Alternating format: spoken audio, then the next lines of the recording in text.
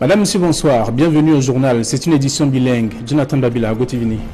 Bonsoir Flavien, thanks ladies and gentlemen for joining us in this bilingual primetime news edition on Equinox Television live from our headquarters in Cameroon's economic capital. Douala. In our top stories, the name of Godlove Gatsibimas entered the annals of history for a fourth time as winner of the Mount Cameroon Race of Hope. He arrived at the finishing line 4 hours 30 seconds after kickoff yesterday. Dibeng est une localité de Yabassi dans le département d'Unkam. Là-bas, le chef de 3e degré, nouvellement élu et contesté par la population, le sous-préfet descendu sur le lieu en compagnie des forces de maintien de l'ordre, n'a pas pu procéder à son installation. Voilà pour le sommet de votre journal, madame, monsieur.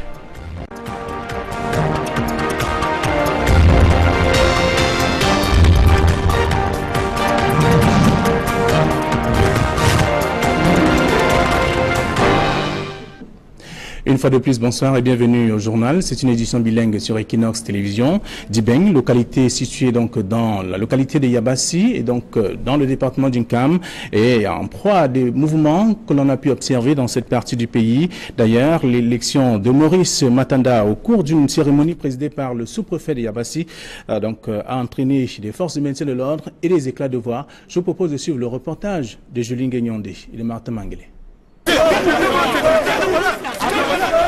C'est sous fond de protestation et de vives tensions que se déroule l'élection du chef de 3e degré de. C'est sous fond de protestation et de vives tensions que se déroule l'élection du chef de 3e degré de Dibeng à Yabassi dans l'Unkam, région du littoral.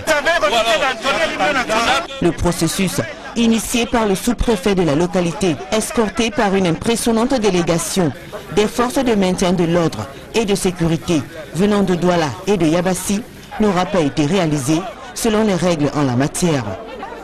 Pour cause, plusieurs habitants du village d'Ibeng se sont farouchement opposés à la désignation de Moïse Matanga comme leur chef traditionnel, brandissant des pancartes sur lesquelles l'on pouvait lire certaines de leurs plaintes. En effet, pour bon nombre de riverains, celui qui vient d'être porté à la tête de leur chefferie ne les rassure pas. Il y a une mission qui vient lever la vacance de cette chefferie en excluant la famille régnante, chose qui n'est pas faisable. Nous savons déjà dit que la chefferie est patriarcale. Mais aujourd'hui, lorsque les autorités descendent et viennent avec un chef dans la poche, en mettant la famille régnante de côté, qu'est-ce que nous devons faire? Il y a 4 candidats qui ont voulu bien se plier à ce jeu. Il a été convié à une concertation. Cette concertation, au cours de laquelle il était question de tabler sur des critères. Et nous étions proches de l'administration, par exemple la résidence, des intérêts et autres. Mais il se trouve que celui-là qui manipule l'administration, vous devez comprendre, une chefferie, ça ne s'arrache pas. Cette chefferie, elle vous revient de droit, vous n'avez pas besoin de militariser l'espace. Trop, c'est trop. Une chefferie, la levée de vacances ne peut pas se passer par un vote et que l'administration nous laisse nous-mêmes lui proposer un chef et il vient l'installer. De l'autre côté, l'on affirme que la désignation de Moïse Matanga ne souffre d'aucune contrainte. Monsieur Matanga Maurice, de père d'Ibeng et de mère d'Ibeng, et de la lignée du premier chef, de père d'Ibeng et de mère d'Ibeng, et de la lignée du premier chef du village d'Ibeng, soit administration coloniale, et d'ailleurs qu'il y a eu un choix consensuel le 24 septembre 2016 des notabilités selon les us et coutumes d'Ibeng, et Matanga était le choix consensuel. Aujourd'hui, Dibeng a son chef de 3e degré, M. Matanga Maurice. Ce que moi je trouve maintenant, c'est que tout le monde doit s'aligner. Après un match de football, quand l'autre gagne, vous vous embrassez. Et nous sommes sûrs que l'homme qu'on a élu est un intellectuel et il va ramener le monde à l'ordre. Malgré tous ces remous, le chef élu, Moïse Matanga, exprime toute sa volonté de voir rétablir la paix et la cohésion sociale afin de promouvoir le développement du village d'Ibeng. La première mission qui sera la mienne là maintenant, c'est d'appeler mes frères, parce qu'ils demeurent mes frères. Ils demeurent mes frères, je vais les appeler, je vais les convier pour qu'on travaille main dans la main.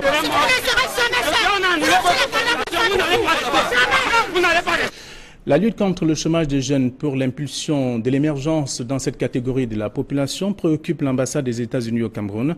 Une session de formation vient donc de se tenir à Yaoundé. Plus de précisions avec Élisée Boba et Guizogo. Comment répondre à la question de l'entrepreneuriat jeune au Cameroun? Un regroupement de jeunes au sein du Mandela Washington Fellows Alumni Cameroun s'est collé à cette préoccupation au cours d'une rencontre à Yaoundé. Notre jeunesse d'aujourd'hui, il doit être réinventé, mais c'est eux-mêmes qui doivent faire ça. L'avenir de l'Afrique, ce n'est pas dans ses ressources naturelles, mais c'est dans la jeunesse. On doit les encourager parce qu'ils ont cette capacité. Ensemble, on peut créer 100 entrepreneurs. C'est-à-dire, si on crée 100 entrepreneurs, pendant 10 ans, on aura déjà créé peut-être 1000 entrepreneurs. À travers, on crée 100 entrepreneurs, pendant 10 ans, on aura déjà créé peut-être 1000 entrepreneurs. À travers cette initiative, il est souligné qu'en premier, ce n'est pas l'argent qui importe, mais c'est d'avoir des idées d'entreprise. Les projets sont beaucoup, les moyens de financement sont peu, mais ce n'est pas une affaire de l'argent. Si vous avez un très bon projet, forcément ou naturellement, il y aura quelqu'un qui peut vous aider. Le secteur privé, c'est ça qui pousse toutes les nations dans le monde. Pour les organisateurs, il y a donc dans cette démarche une vraie réponse à la question du chômage des jeunes au Cameroun. Le problème de chômage peut se résoudre à travers de l'entrepreneuriat. Donc, on veut leur donner les possibilités de voir comment ils peuvent découvrir leurs talents et transformer ces talents en entrepreneuriat. On identifie d'abord un problème social, on apporte une solution et on transforme maintenant cette solution à l'idée entrepreneuriale et on fait l'argent. Et chez les jeunes justement, les projets ne manquent pas. Ici là, nous allons apprendre, on va nous édifier sur beaucoup de thèmes comme le civil leadership, entrepreneuriat et beaucoup de choses. C'est aussi pour moi un grand plaisir de parler aussi parce que je suis porteur d'un projet qui est le Vitomo, visite touristique du Mongo. Si c'est pour faire la promotion du tourisme dans le Mongo, pas seulement dans le Mongo, mais aussi dans tout le Cameroun, puisque je travaille en collaboration avec certains guides touristiques. Cette initiative sur le leadership et l'entrepreneuriat jeune au Cameroun est soutenue par les États-Unis. Through the embassy, we do a lot with Yali alumni and encourage them to train other young people and encourage them and to develop their capacities in 3 areas in government as well as civil society and entrepreneurship. C'est en 2014 que Barack Obama, l'ex-président américain, a lancé ce programme qui consiste à capaciter les jeunes. L'ex-président américain a lancé ce programme qui consiste à capaciter les jeunes Africains pour l'intérêt de leur pays respectif. Barrage hydroélectrique de Menveleu dans la région du Sud Cameroun. La mise en eau n'est pas pour demain, il va falloir encore attendre un peu plus d'1 an. C'est du moins ce qui ressort de la cérémonie de rétrocession partielle de l'ouvrage présidée par le ministre de l'Eau et de l'Énergie et de l'autre côté le représentant de la partie chinoise chargé de la mise en œuvre justement. Le reportage de Roger Takala et de Julie Berthe-Bissaï.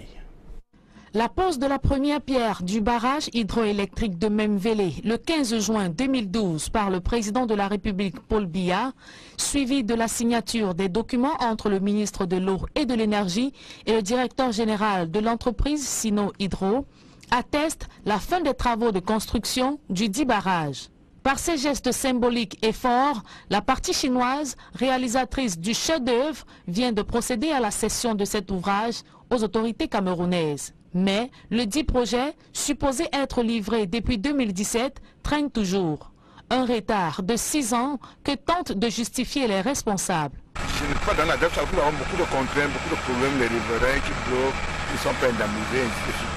Mais nous croyons que d'ici la fin de l'année, avant la fin de l'année, il y aura une décision dans le revenu. L'on apprend également que pour ce qui est de sa mise en service, il faudra encore attendre quelques mois. À en croire l'autorité gouvernementale, le sens à donner à cette cérémonie de réception partielle de cet ouvrage relève d'une approche de compréhension. En tant que maître d'ouvrage, il est de mon devoir de venir constater l'effectivité de la fin des travaux du barrage de Menveleu et de procéder acceptation actée de l'œuvre accomplie par l'entreprise chinoise Sidon Ito. Vous aurez donc compris par l'entreprise chinoise Sidon Ito. Vous aurez donc compris que l'on ne parlera de réception définitive ou totale de l'aménagement hydroélectrique de Nouvelle que lorsque tous ces travaux seront également achevés. Ceci dit, nous nous acheminons progressivement vers la mise en service imminente de cette grande réalisation du chef de l'État. Ce barrage d'une puissance de 211 MW est composé d'une digue principale qui mesure 1850 mètres, d'un évacuateur de crue équipé de 6 vannes, d'un canal d'amenée à ciel ouvert en forme de trapèze d'une longueur de 3150 mètres et d'une usine ou centrale hydroélectrique qui alimente 4 turbines capables de fournir chacune 52,75 MW de puissance. Au cours de cette cérémonie de cession de cet ouvrage, les populations de leur côté n'ont pas manqué de relever quelques doléances, à savoir l'aménagement des voies d'accès, la réhabilitation de l'adduction d'eau tant dans les villages que dans la ville de Man. Parlant à présent des dons d'ordinateurs du chef de l'État aux étudiants, Jacques Famindongo vient de séjourner dans la localité de Tchang, c'est dans la région de l'Ouest Cameroun. Alors qu'il remettait ces outils informatiques à certains étudiants, d'autres revendiquent beaucoup plus d'ouverture dans le monde de l'emploi. Leclerc Tchakem pour plus d'explications. Vous avez voulu des ordinateurs nouvelle génération. Les voici! Les étudiants de l'université de Tchang, réguliers, éligibles, dûment enrôlés, inscrits au fichier national biométrie, ont reçu ce 16 février 2018 des mains du ministre de l'enseignement supérieur, le professeur Jacques Famindongo, les ordinateurs PIBI, dont offerts par le chef de l'État camerounais. L'occasion faisant la ronde, le chancelier des ordres académiques a saisi l'opportunité pour faire part de quelques annonces fortes. Le chancelier des ordres académiques a saisi l'opportunité pour faire part de quelques annonces fortes. Et j'annonce que le Cameroun est en train de préparer la création d'une université numérique nationale qui englobera le grand projet e-National Higher Education Network et qui permettra donc de manière irréversible aux étudiants camerounais de devenir des étudiants du futur, des étudiants du monde. Ce don qui vaut la gratuité des étudiants à l'endroit du chef de l'État, tous ou presque relève qu'à l'avenir, une telle initiative accorde une place de choix aux priorités des jeunes Camerounais meurtris par le chômage. Vraiment, Monsieur le Président, c'est déjà un effort qui est très bien, nous apprécions. Mais le problème, c'est que vous n'aviez pas vu au fond ce que les Camerounais ont besoin à l'heure actuelle. Il y a d'abord les problèmes primaires. Vous nous avez fait, n'est-ce pas, faire l'opportunité de faire, n'est-ce pas, des projets sur le plan triennal.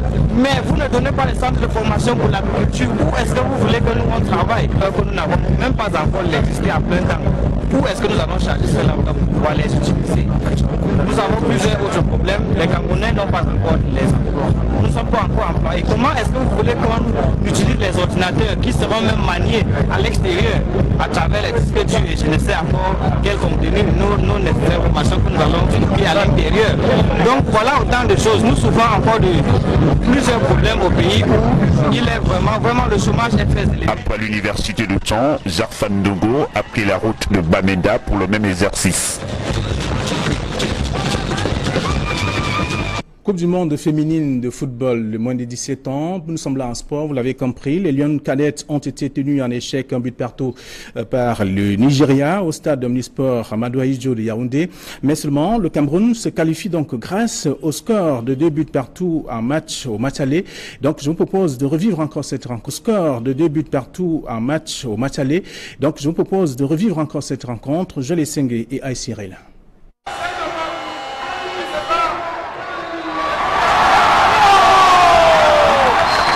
Un match nul, mais qui sonne comme une victoire. Le Cameroun est qualifié pour la Coupe du monde de football féminin U17 après le match nul, un but partout face au Nigeria au stade Omnisport Amadou Ahidjo de Yaoundé.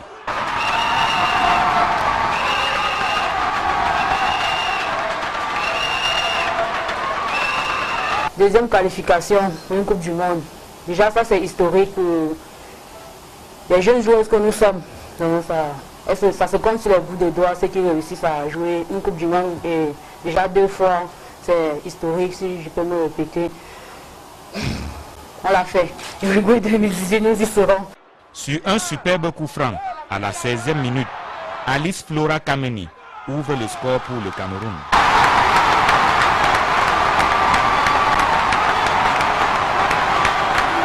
Un but à 0, le score reste inchangé jusqu'à la pause. À la reprise, le Nigeria met la pression. 79e minute, Vincent Precious Mata, entré quelques minutes plus tôt, trouve l'égalisation.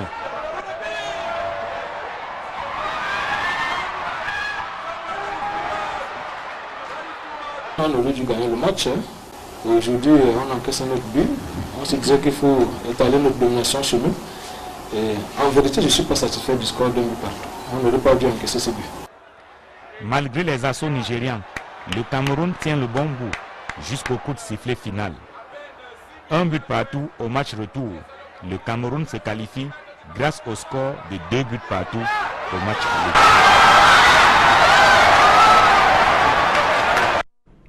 Restons en sport cette fois.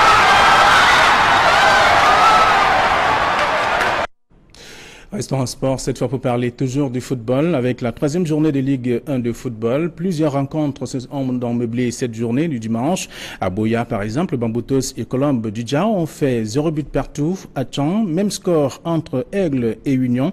À Limbi, Astre et Foutu ont fait 1 but partout également. À Yaoundé au foot, 1, Unisport 0. À Yaoundé Annexe 1, AS Fotuni 2, UMS 1. À Yaoundé Centre Technique, donc Dragon 1 et Fauvouf 2 à Mélan. Donc on a pu également observer le match au stade Renard donc 0 et Yosion Sport Academy 1, et puis à Garoua, Coton Sport 4, à PGS 4 également. Notons qu'il y a un match en retard qui devra donc se jouer entre New Star et Edging Sport de Yaoundé. L'équipe, bien entendu. Alors, vous l'avez compris, en même temps, on parle aussi en sport. Cette fois, on parle du sport de combat avec notamment le torchon qui brûle entre les membres de la Fédération camerounaise de Namboudo, le premier vice-président et bien entendu le chef du département des finances et le conseiller du président ont été donc suspendus à l'issue d'un conseil d'administration tenu samedi à Yaoundé. Il est donc reproché aux 3 membres dissidents de fait donc de diffamation et de faux et usage de faux. Emmanuel Job, Aïe Cyril. Ça huge à la Fédération camerounaise de Namboudo. Des membres du bureau, au rang desquels le premier vice-président, le conseiller du président et le chef du département financier, entrés en dissidence, ont donné un point de presse à Yaoundé pour contester la gestion du président de la fédération.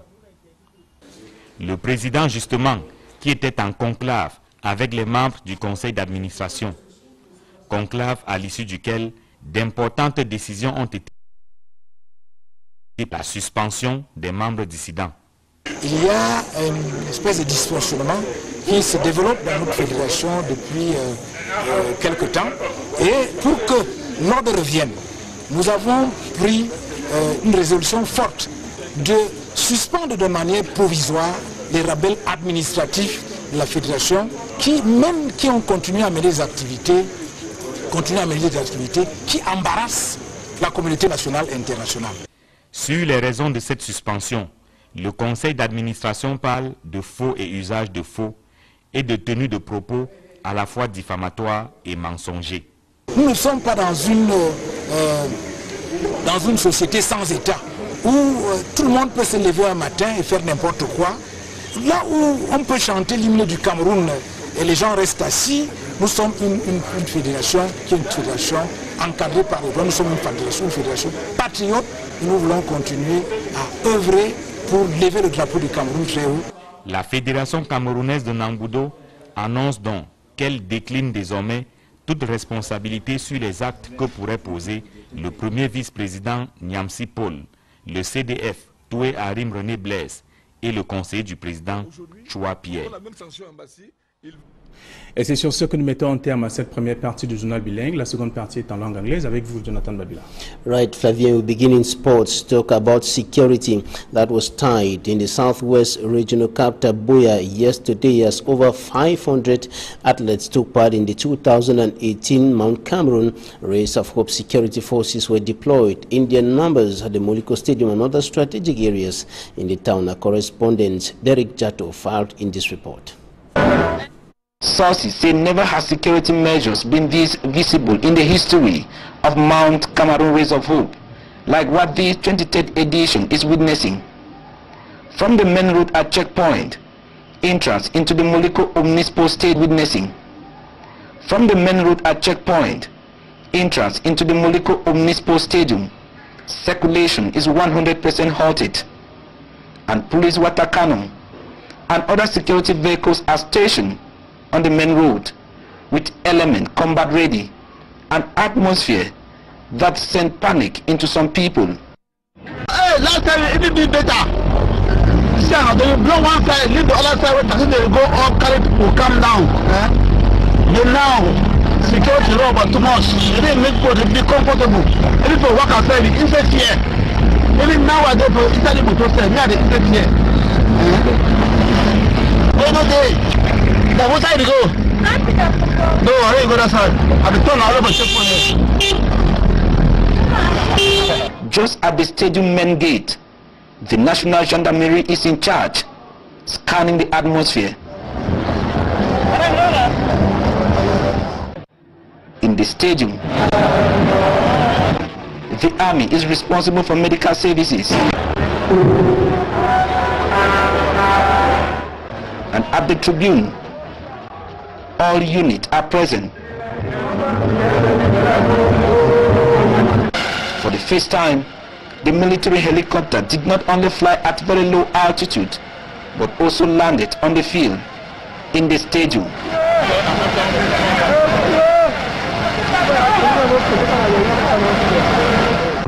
This heavy deployment, critics have it that it was a measure to contain any eventuality, especially at this time that the southwest region has been recording series of attacks linked to what is known today in the region as the escalation of the Anglophone crisis. And Godlove Gapsubim from the northwest region of Cameroon has written his name in And Godlove Gapsubim from the northwest region of Cameroon has written his name in the annals of history for a fourth time as winner of the male category, the senior male category of the Cameroon Mount Cameroon Race of Hope. He arrived at the finishing line yesterday, 4 hours 30 seconds after departure or takeoff. Derijato once more.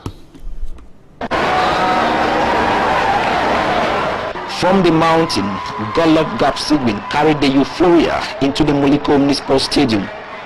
As the first to climb up and down the mountain, he is the champion of the 2018 edition of the Mount Cameroon Race of Hope. Ladies and gentlemen, let's give a big one to the winner, Godlove Gapsubim.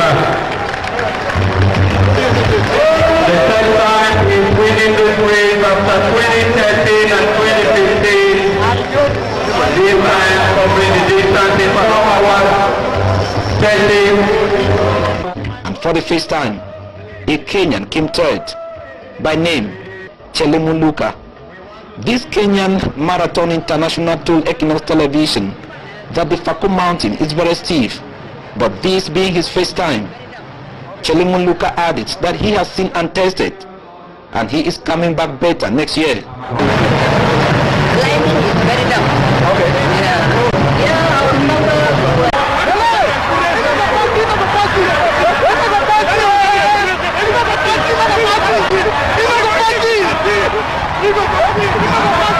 The most exciting moment was the less than 50 meters separating Tata Karim coming first and Galim Lizette, last year's winner.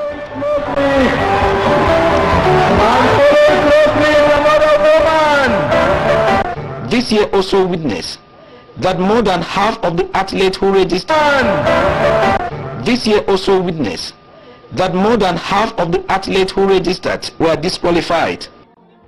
Though many say the steam of the Race of Hope had long gone out, but there was still some entertainment in some sport, either in or around the Muliko Stadium.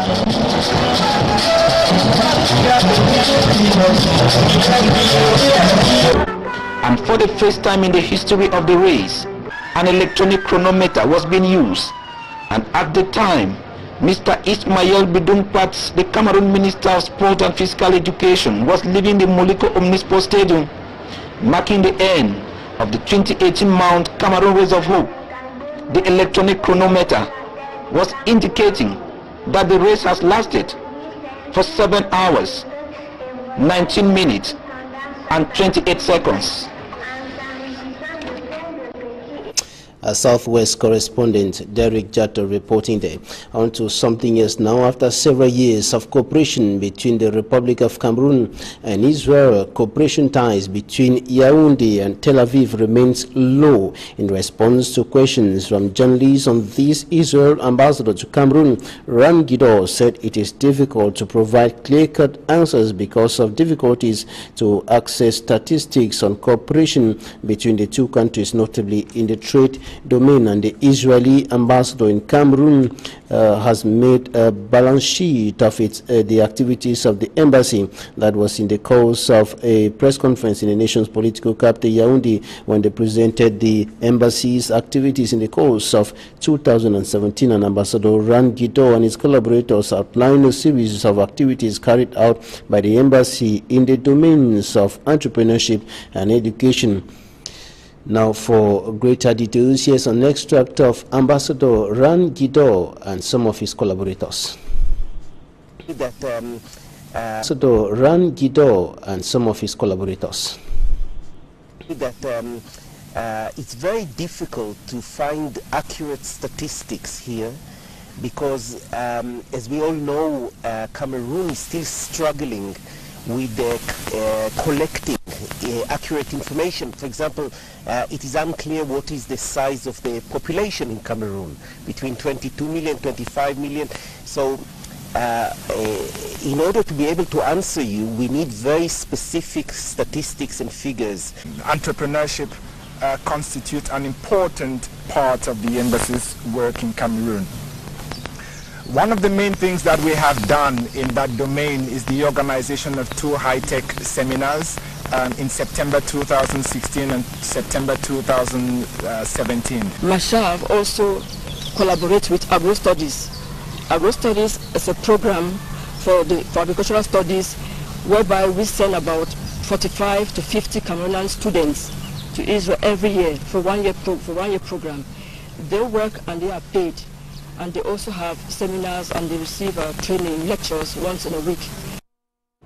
Mashav is the Israeli cooperation agency, as you heard in the last part of that extract. Now out of the country, the new South African President Cyril Ramaphosa said his country has entered a new dawn. He was speaking to the nation shortly after he was elected as president to take over from Jacob Zuma, who resigned following pressure from the African National Congress ANC political party. In his first address to the nation, President Ramaphosa promised to turn the tides of corruption that has hit South Africa under the leadership of Jacob Zuma. Katsi, Euronews.